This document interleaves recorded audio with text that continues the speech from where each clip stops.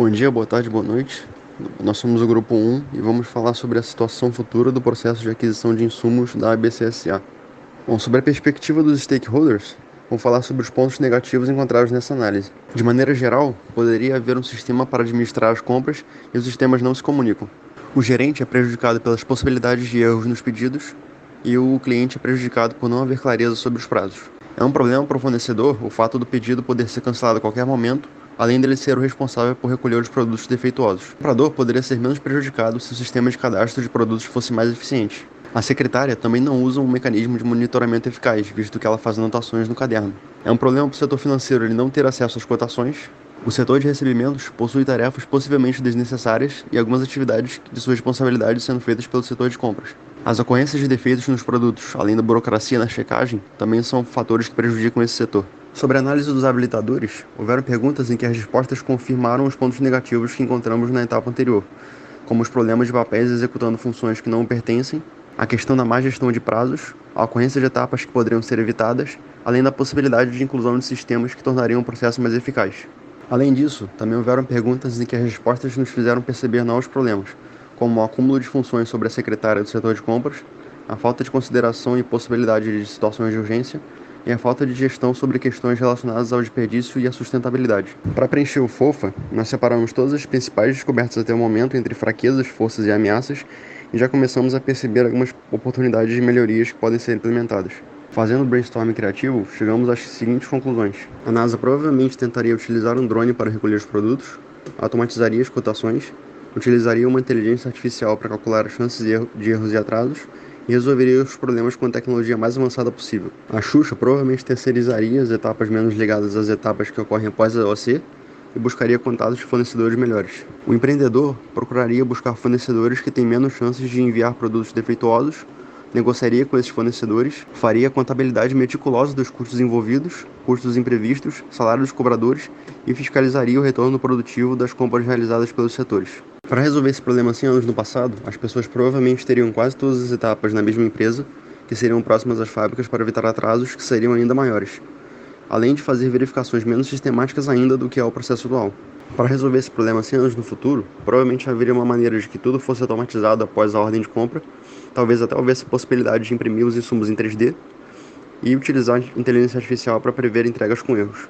Uma criança provavelmente faria tudo da forma menos burocrática possível, tentando resolver os problemas na medida que eles aparecessem, ao invés de anteceder as soluções, ou buscaria o produto no Google e compraria, ou pediria para um adulto resolver. Essas foram as seguintes ideias que tivemos através desse brainstorm.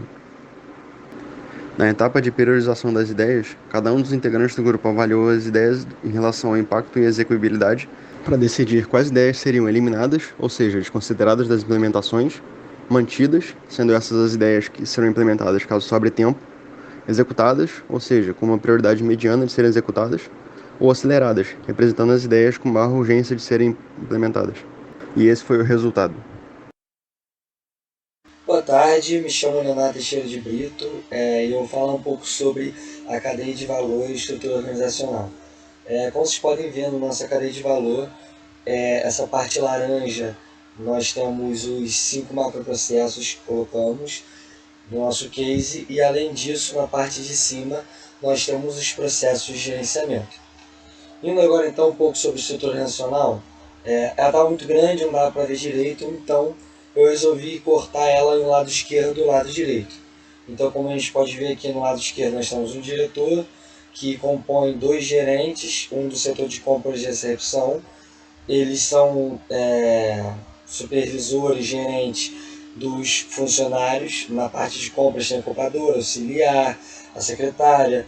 Na parte de recepção tem o receptor e a secretária.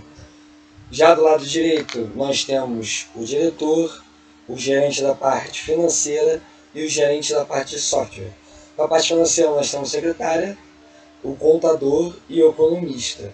Já na parte de software nós temos quem vai realmente fazer o produto da nossa empresa, que é o arquiteto, designer, programador e o desenvolvedor. Oi, eu sou o Brenda, eu vou falar para vocês um pouco dos nossos fluxos que a gente reformulou e modificou bastante coisa neles aqui. O primeiro fluxo é o de solicitação do material. E nesse fluxo a gente tentou implementar uma das nossas ideias do brainstorm, que foi a ideia de urgência no nosso fluxo. Então ela entra aqui desde o início. Quando o solicitante começa a solicitar um material, ele pode optar por solicitar com urgência, isso vai ser relevante um pouco mais na frente. Outro fluxo que a gente subdividiu foi o de seleção de fornecedor, que mudou bastante também com a inclusão do novo sistema. Agora a gente usa um sistema de seleção de fornecedores, que ele auxilia um pouco nesse processo. E logo aqui no início, quando o material é solicitado, ele ordena a fila de solicitações por urgência. Depois disso, ele checa se existe uma cotação ou não para aquele material nos fornecedores disponíveis, e se não existir cotação, ele pede automaticamente para os fornecedores o orçamento. Além disso, ele faz uma filtragem dos fornecedores, caso não seja um fornecedor especial, né? Se for especial ele já seleciona direto, mas no caso de ser o fornecedor normal, ele filtra primeiro antes de mandar para o comprador. Aí com esses dados filtrados e já com todas as cotações tudo pronto, aí o comprador só precisa selecionar os 3 fornecedores. Na parte do fluxo de geração de OC, da ordem de compra, a gente não mudou muita coisa, os sistemas não afetam muita coisa aqui, a gente achou que essa parte estava até ok, só demos uma limpada aqui nos diagramas e uma dividida melhor. Um outro fluxo é o de monitoramento de envio, que mudou bastante também. Antes ele era feito pela secretária e ela usava um caderninho, fazia tudo manualmente. Agora a gente implementou um sistema de compras que se comunica com os outros sistemas também. O monitoramento de envio é um outro fluxo que a gente subdividiu aqui. Ele era feito antes pela secretária, usando um caderninho, tudo manualmente. E agora a gente usa um sistema de compras que se comunica também com os outros sistemas.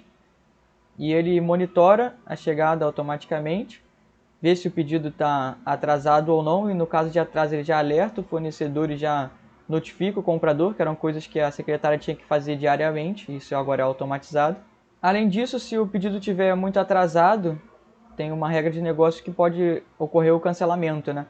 Mas o sistema não cancela automaticamente nesses casos, ele joga para o comprador para analisar esse pedido para ver se ele vai cancelar mesmo ou não, ou se ele vai esperar, vai ver com o fornecedor o que ele vai fazer. Então o comprador ainda tem a decisão final de cancelar ou não. Agora a Yumi vai falar para vocês então os outros 2 diagramas finais e também um pouco das atividades. Obrigado. Para o cancelamento do pedido, a melhoria que a gente pensou é integrar um sistema para realizar essa função, e que esse sistema ia monitorar a data de entrega do material, e caso estivesse atrasado por mais 7 dias, alertaria o fornecedor. E também para garantir a regra de negócio de que se tiver mais de 2 atrasos por fornecedor, ele é excluído da lista. E assim concluir o cancelamento. Para o fluxo do recebimento de material, ele seria realizado só por um funcionário do setor de recepção, e dentro da sua função, caso o material tivesse sido entregue com problema, esse problema seria contabilizado no sistema, nesse novo sistema que a gente está sugerindo como melhora. E agora falando de diagramas de atividades, esse é o de monitorar a chegada, que a diferença é que o sistema de compras ele seria inserido para dar apoio a essa atividade que no seu formato original é feito de forma totalmente manual. Então, os inputs de informação continuam sendo o mesmo, só que agora com o apoio do sistema.